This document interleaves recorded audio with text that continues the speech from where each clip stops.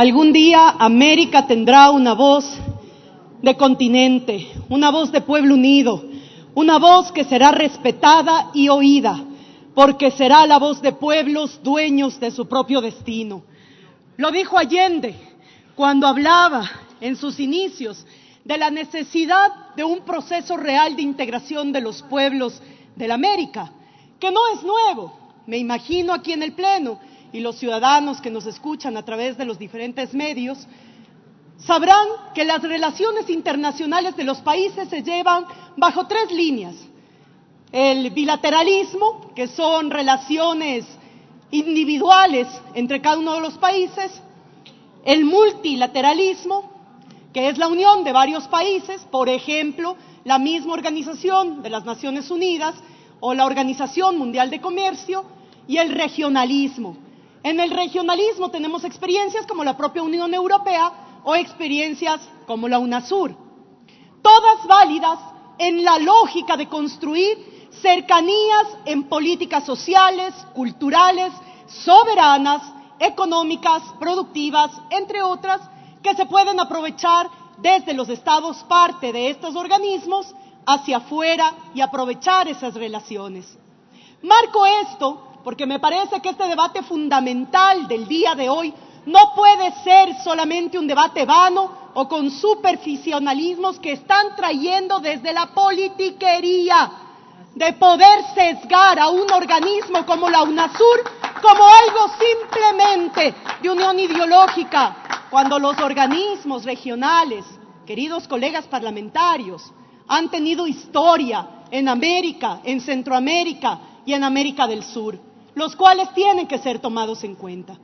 Pero para entrar al grano y en los temas de la UNASUR, ¿cuál fue uno de los objetivos fundamentales de la creación de la UNASUR? Y lo leo para que todas y todos escuchen una parte que me pareció fundamental encontrarla en los escritos de la UNASUR. La Unión de Naciones Suramericanas, cuyo tratado constitutivo se firmó en el 2008, nació a comienzos del siglo XXI como un escenario de respuesta política de los gobiernos suramericanos con distinto signo ideológico, frente a la necesidad de preservar la región como una zona de paz en el mundo, de asegurar la continuidad de sus democracias y de garantizar la vigencia de los derechos humanos. Esta respuesta se hacía además necesaria frente a los hechos hemisféricos, como la crisis institucional del sistema interamericano, la pérdida de legitimidad social del modelo económico adoptado a finales de siglo y la evidente imposibilidad de concretar el bloque interamericano de integración. Propuesto, escúcheme bien, propuesto por el presidente Bill Clinton en la Cumbre de las Américas en Miami en 1994. Hasta ahora, nunca en los 11 años que lleva funcionando UNASUR se esgrimieron razones ideológicas para justificar disensos o marcar distancias insuperables en debates sectoriales. Dicho esto, quiero decir además la lista de quienes suscribieron el acuerdo constitutivo de la UNASUR. Cristina Fernández de Kirchner por Argentina, Evo Morales por Bolivia, Luis Ignacio Lula da Silva de Brasil, Michelle Bachelet de Chile, Rafael Correa por Ecuador, Bajarrat Gaglio de Guyana, Fernando Lugo de Paraguay, Alan García de Perú, Ronald Benetian de Surinam, José Mujica de Uruguay, Hugo Chávez de Venezuela y Álvaro Uribe por Colombia. Dicho esto, entonces, se rompe el primer criterio sesgado que tienen para decir que la UNASUR era exclusivamente un foro de encuentro ideológico, cuando los resultados muestran lo contrario. ¿Y cuáles son parte de los resultados? Tenemos resultados institucionales. Se crearon 12 consejos sectoriales, 3 instancias, 8 grupos de trabajo, distintos planes de trabajo anuales, bianuales y quincenales. Se crearon 12 consejos ministeriales sectoriales, 2 de ellos funcionaban en el Ecuador, más los grupos de trabajo permanentes y temporales. En lo político, ¿se fortaleció la democracia? Por supuesto. ¿Por qué? Porque se hizo la aplicación de la cláusula democrática en Bolivia 2008, Ecuador 2010, Paraguay 2012, un total de 25 misiones electorales, 75 de ellas entre el periodo del 2015 al 2018, con un estatuto y reglamento y manual para misiones electorales en Sudamérica. Sobre democracia participativa, se constituyó el Foro de Participación Ciudadana como espacio de integración para promover la participación de los actores sociales en las decisiones de los Estados miembros. En defensa, una de las áreas que más se fortaleció en la UNASUR, el objetivo de mantener una zona de paz tiene 3 instancias: el Consejo Sudamericano de Defensa, Centro de Estudios Estratégicos de Defensa, con sede en Brasil, y la Escuela Sudamericana de Defensa, que funciona en la sede de la UNASUR, es decir, en la mitad del mundo, Ecuador. Fuente de consulta del Cuerpo de Agregados Militares y Policiales de los 12 países acreditados en la UNASUR. Acciones de cooperación militar, acciones humanitarias y operaciones de paz. Todo con el objetivo de generar confianza entre los países miembros. Pero ¿qué dato interesante tenemos, por ejemplo?